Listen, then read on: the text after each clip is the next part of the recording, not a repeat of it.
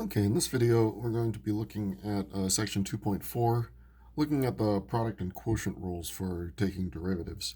So we've seen rules like the basic rules, the power rule, and sum and difference rules, constant multiple rule. Those are all very basic rules that don't require too much. But if you have a product of functions, like here you have a product of two functions, which you could, of course, multiply out, but we're going to keep it as a product for the purposes of showing the product rule. And also down here we see a quotient of two functions. So in these examples, we can't take the derivatives in our normal way. We're using the rules we have so far. So we'll need some extra rules. And so certainly it would be nice if you just take the derivative of each piece of the function, but turns out you can't do that. We can do that with sum and difference, but with product and quotient, we need extra rules. So first let's put up what the product rule is, since we'll need that for these first two. So the product rule says that if you have two functions, which we'll call f and g, that are multiplied, and we want the derivative, so d over dx just means derivative. So derivative of f of x times g of x, so that's why it's the product rule, that this is f of x times the derivative of g, so f of x times g prime of x, plus, and then the other way around, g of x times the derivative of f. So you can think of it as one function times the derivative of the other one, and then you have two ways of doing that, and add that together. And then we have little shorthands, so we use the prime for derivatives, and we could suppress the x here and just call it f times g, and then use the prime as our derivative, so rewriting the left-hand side as just f times g prime, and on the right-hand side we'd have f g prime plus g f prime. So a little bit shorter way of remembering the product rule. So let's do that with our first problem here. We'll call this function, well, it's already called f, but for the purposes here, we'll call this one f and this one g. And we're looking for the derivative, so these are being multiplied together. So using this, it would be f times the derivative of g. And let's just write that as is. So f, so 6x minus x squared, and then times the derivative of this one, which I'm going to write with extra steps here just to show it. So f times derivative of g, plus, and then the other way around, g times the derivative of f. So notice we haven't actually taken any derivatives yet. We've just sort of set up what it looks like. Let's separate this. Now we take each of these smaller derivatives. So 4 plus 3x, the derivative there would be 0 plus 3, so just 3. So we have 6x minus x squared times 3,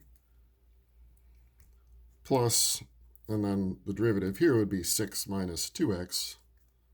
So we have 4 plus 3x times the derivative of, we said it already, this is 6 minus 2x. And then we can multiply this out and combine like terms. So distributing the 3 here, we'd have 18x minus 3x squared. And here we'd have to FOIL it out, so we have 24 plus 18x minus 8x, and then minus 6x squared, and then combine some like terms. So the only constant here, I believe, is the 24. So we're done with that. I'm just going to put these two together real quick. So that's 10x, and then with this x, we get 28x.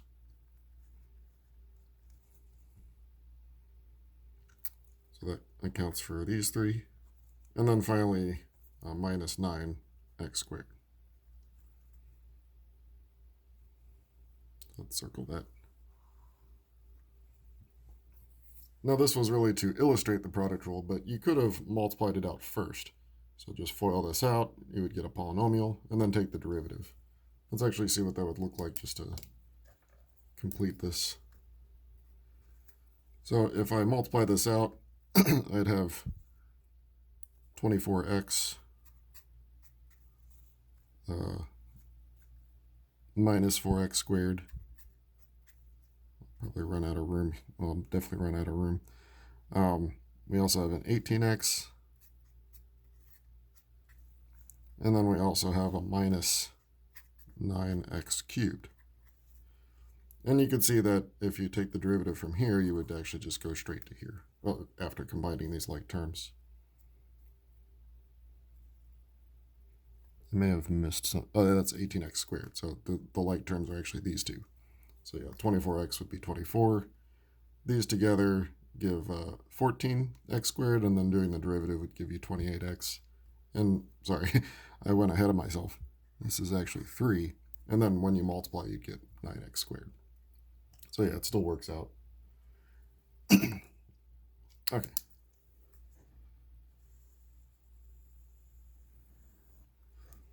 Let's do this next one in the same way. We'll think of this one as f, this one as g. So the derivative would be f times the derivative of g. So the derivative here would be 3x squared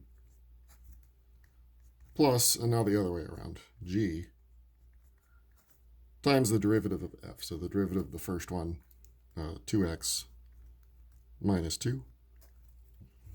And I'm just going to leave it like that, but of course you can distribute this, FOIL this one out, combine like terms. But we'll just leave it like this for now.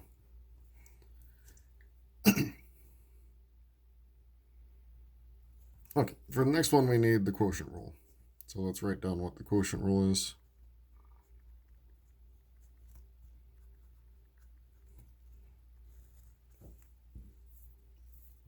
So a quotient rule deals with the derivative of a quotient. So derivative of f over g.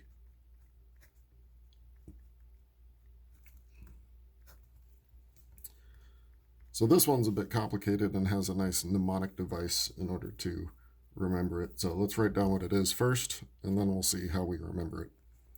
So it's g times f prime, so g of x times f prime of x, minus the other way around, f times g prime of x. So it feels sort of like the product rule, but with a minus sign in between. But then it's divided by g squared.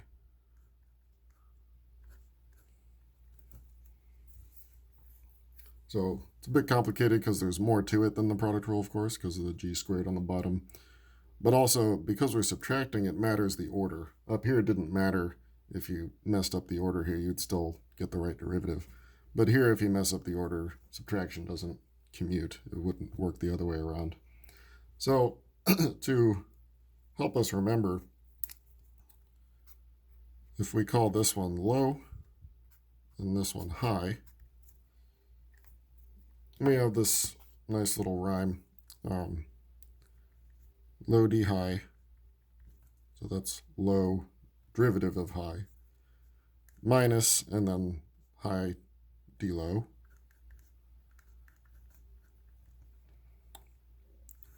over the square of what's below.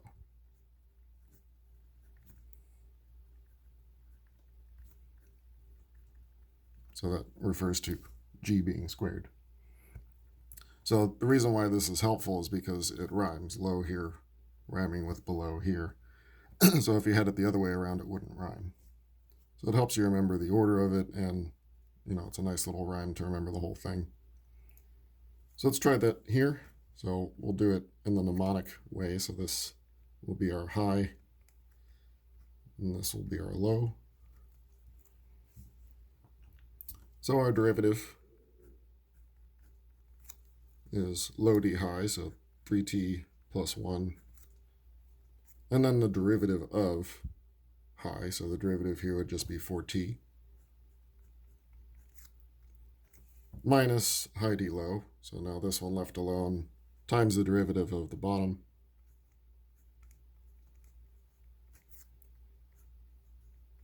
derivative of 3t plus 1 would just be the 3 over the square of what's below. And we don't really do anything with that. You would never have any reason to square this out unless you're plugging in a specific value of t, but for simplifying the derivative, there's no reason to go any further with the bottom, but there is a reason to go further with the top, because you can see after distributing things and combining like terms, it would simplify. So let's go ahead and distribute the 4t and also the 3, and then we'll see what like terms we get. So 12t squared plus 4t minus 6t squared, double negative here, so plus 9. And again, we're not going to multiply out the bottom. And finally, we can combine just some like terms here, the t squareds. So you get 6t squared plus 4t plus 9 all over 3t plus 1 squared. Now, in general, we like to have the numerator simplified in these, because later on we'll be doing things with these derivatives. Like if we want to set it equal to 0, we don't want it in this form. It would be much easier to set it to 0 in this form.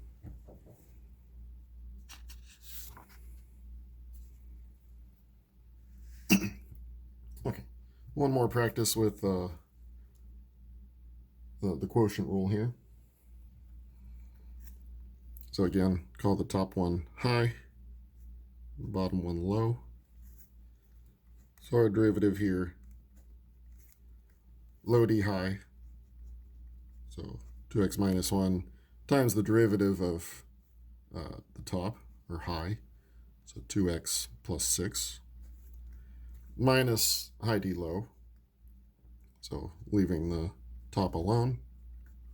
Notice all the parentheses I'm putting here. This is important so that when you multiply it out later, d low, the derivative of the bottom, is just a 2 over the square of what's below, 2x minus 1 squared. And again, we just simplify the top. So distributing or foiling this out to 4x squared minus 2x plus 6x, or sorry, plus 12x, so that's plus 10x, minus 6, and then distributing this 2, so and the minus sign. So 2x squared minus 12x minus 10.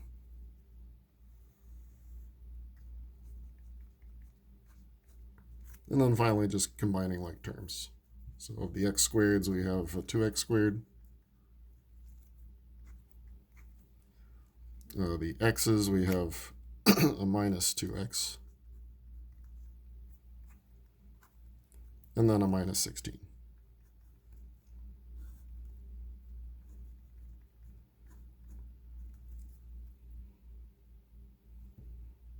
Okay, so we'll circle this as a nice point of our final answer.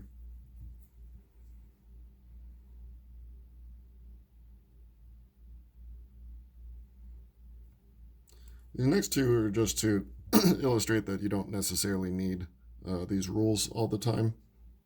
Like this one, we could just write as 2t minus 1 multiplied by itself, which you could use the product rule there, but it's much nicer in this case just to multiply it out and get minus 4t plus 1, and then the derivative from there is much easier. So just because you have something in a particular form doesn't mean you have to use that rule for it. Sometimes you can get around it. In this case, we just get 8t minus 4. So we didn't have to use the product rule there. Similar here, we could use the quotient rule, but, and this is important, the difference between like one like this, I can't distribute anything here because of the subtraction in the middle. Similar if you had addition. So if you have a full-on polynomial in the denominator, we can't do anything about that. You just have to use the quotient rule. But if you have a single term, so no adding or subtracting in the denominator, you can then distribute that to each one. And then you kind of have a polynomial, but you don't have a fraction anymore, at least. So I could write this as s squared over, and I'm going to rewrite the square root of s as the fractional exponent. We'll pretty clearly see why we're doing that. 2s over s to the 1/2 plus 5 over s to the 1/2. So each of these are just the square root. But now you use your rules of exponents and subtract the exponents. So this would be s to the 3/2. This would be 1 minus 1/2. So this would be minus 2s to the 1/2. And here I just bring it up.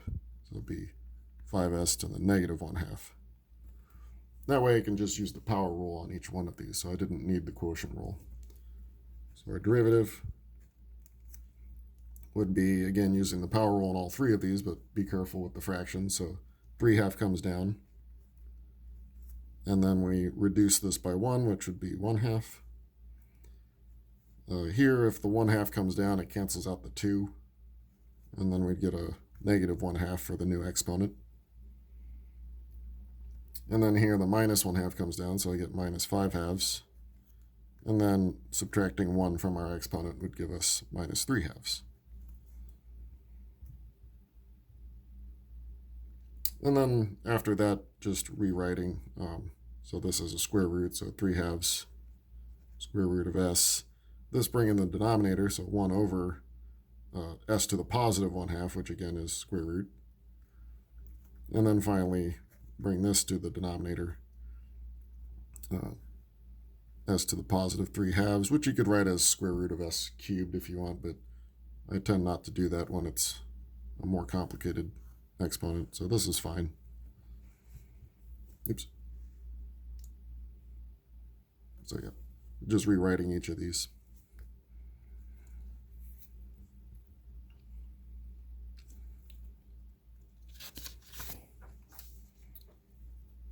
Okay. So next we want to use these product and quotient rules in an application. Here, finding the equation of a tangent line. So here we're going to use the product rule. So the square root of x is f, or the first function, x minus 3 is the second one. So our derivative would be first times derivative of the second, so square root of x times the derivative of x minus 3 would just be 1. And then the other way around, x minus 3. And now for the derivative of square root of x, we have to remember that square root of x is x to the 1/2. So using the power rule, we get 1/2 x to the minus 1/2. Let's simplify a little bit first. We have just square root. And then we have x minus 3. And then this can go in the denominator as a square root, so over 2 square root of x. Be simplifying that. I guess we don't need the parentheses after all, but that's fine. So now we want to find the equation of a tangent line at this particular point. So we want to plug in the 9 in for x. Remember the 18, the y coordinates, not giving us the derivative, or not giving us the slope, but we'll need it later. So plugging in 9, so our slope is f prime at 9.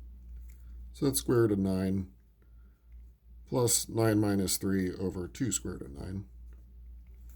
So square root of 9 is 3. 6 over 6 looks like, so we just get 3 plus 1, so that's 4. So our slope is 4. And then finally point slope form to get the equation of our line, so y minus 18, y coordinate, is equal to 4 x minus 9. And then simplifying. Add the 18, so y equals 4x minus 18.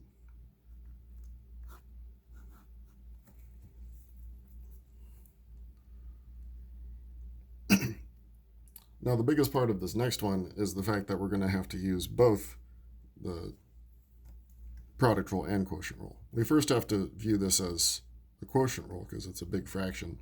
So think of this whole top as our high, the bottom as our low. And let's set up the derivative without going too far. So low d high, so x minus 4 times the derivative of this whole high part I'm going to write it like this with the derivative. And so this is where we're going to need the product rule. Then minus high D low.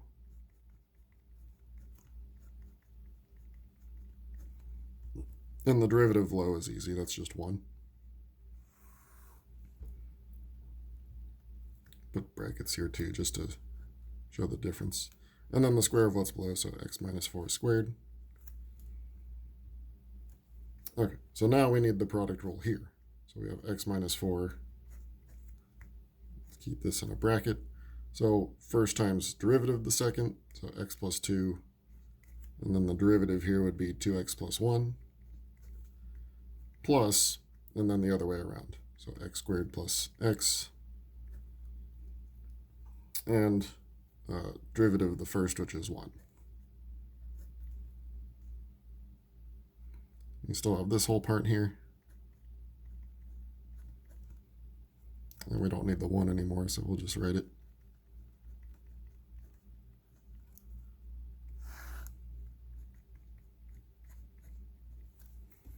Okay. Now, of course, we could go through and simplify everything here. But remember, we're looking for the slope, so we want to plug in 1 in for x. So it might just be nicer if we just plug in the 1 for x and see what we get.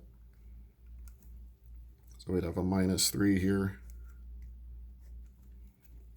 Let's see.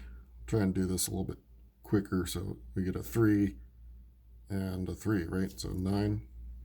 I'm multiplying here. And then 1 here would just give me a 2. And then over here, we have 3 and 2, right? So that's 6. In the bottom, we have minus 3 squared, so that's going to be a 9. Okay, so we're almost there. So that's 11, so minus 33, minus 6 over 9. So it looks like we're getting minus 39 over 9, which simplifies. You can divide by 3, so minus 13 over 3 is our slope.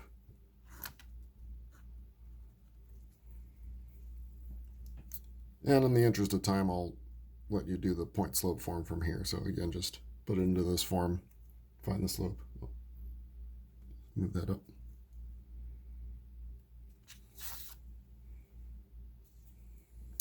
Okay, so finally some more applications. First, finding where a function has a horizontal tangent line. Again, this is going to be a very common thing that we'll see later on. But here we have to use the quotient rule to find the derivative. So first, we find the derivative using the quotient rule. So this is our high, this is our low. And so low d high, so x cubed plus 1 times the derivative of the top, which is by the power rule 4x cubed, minus the other way around, high d low, so x fourth.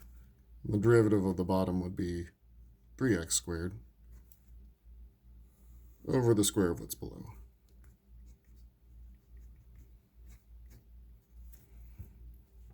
Now, we're going to see why we want the top always to be simplified, because we're going to be setting this equal to 0.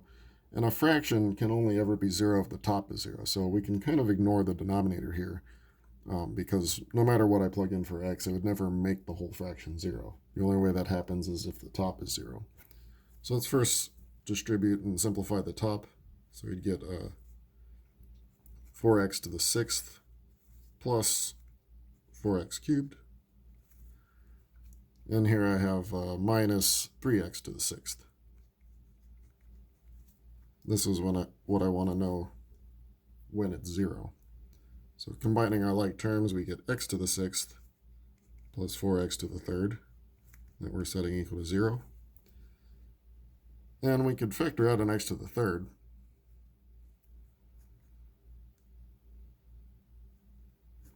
So that would give us x cubed plus 4. And it doesn't factor any further than that. So when this is 0, that just gives us x equals 0. So it has a horizontal tangent line when x equals 0. And this one, well, we're setting x cubed plus 4 equals 0. So that's x cubed equals negative 4. which might sound like a problem, but with cubing it's fine. There is a cube root of negative 4, and it's the same as the negative cube root of 4. So negative cube root of 4 would be our other one. So we have two solutions here. Okay, our last problem, looking at a population model for bacteria being introduced into a culture. So looks like there's a lot going on here, but the 500 here is just a constant multiple to this function. So that's sort of the first rule we're going to use here is for finding the derivative, is that it's just 500 times derivative of whatever's inside. So the derivative here, derivative of 1 would just be 0. I'll put the 0 there to keep track of it. That's what we did. But for this part, the derivative would use the quotient rule.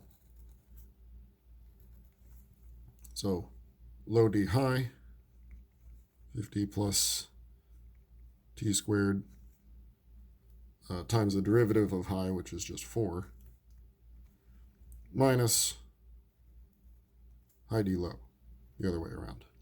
So 4t, and then the derivative here, derivative of 50 would be 0, and then 2t. All over the square of what's below, so 50 plus 5 t squared, squared. Okay, so this 500 is still just hanging out here. And the 0 we can get rid of now, but let's simplify the top.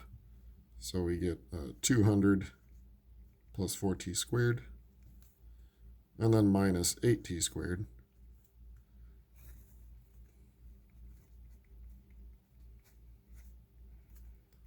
And just a little bit more simplifying here, we can combine this like terms.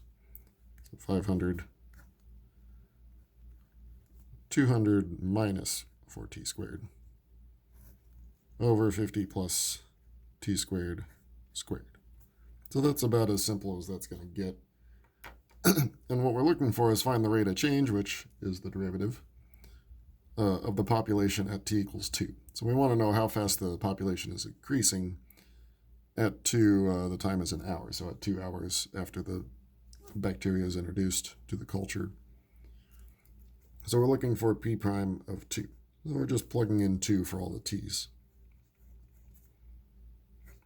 So 200 minus 4 times 2 squared over 50 plus 2 squared squared. Just doing a little simplifying first, you'd end up with 200 minus 16 on top, so you get 184. And then this is 54, that's being squared. But beyond there, you probably want to plug this into a calculator. So what you end up with is about 31.55.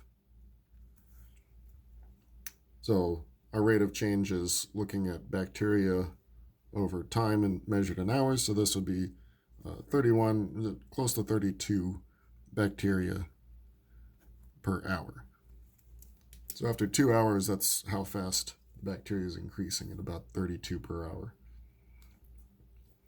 Okay, so that's it for 2.4. So the only other thing today is to get started on worksheet 2.